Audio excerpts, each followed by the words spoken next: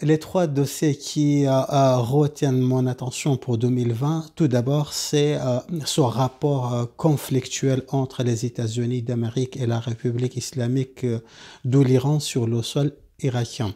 Autrement dit, le passage de ce que j'appelle de la concorde à la discorde entre ces deux acteurs. Parce que tout simplement, ce passage à la discorde agira négativement sur les rapports de force, non seulement en Irak, mais dans l'ensemble du Moyen-Orient.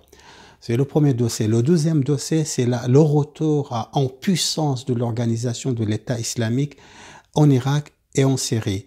Comme si, bien évidemment, certains pays avaient l'intérêt dans ce retour. Parce que tout simplement, aujourd'hui, malheureusement, la coalition internationale contre le terrorisme est totalement passive par rapport à ce retour, cette remontée en puissance de l'organisation de l'État islamique. Et le troisième dossier, c'est les rapports conflictuels entre Erbil et Bagdad.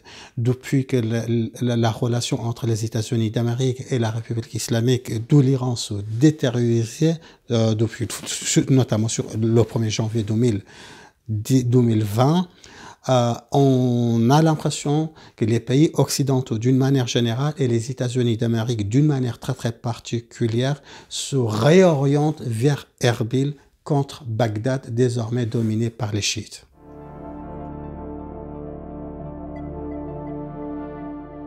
Le mouvement de contestation dans plusieurs pays arabo-islamiques, l'Iran, l'Irak, le Liban et bien d'autres pays, a commencé avec une force extraordinaire l'année 2019.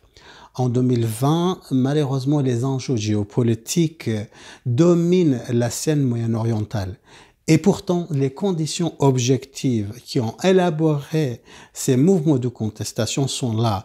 Peut-être pour un moment, ces enjeux géopolitiques mettront entre parenthèses ou affaibliront d'une manière marginale le mouvement de contestation, mais à mon sens, le mouvement de contestation restera très très vif, très très actif et agira sur les rapports de force à l'intérieur de ces pays.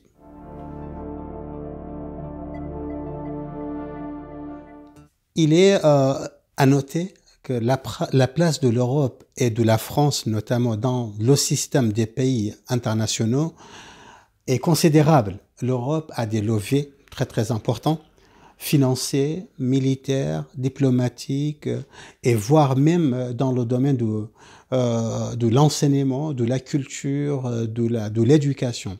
En revanche, à ce jour-là, nous avons l'impression que l'Europe, d'une manière générale, la France, d'une manière particulière, ne se donne pas les moyens nécessaires pour agir efficacement sur l'orientation des rapports de force au Moyen-Orient.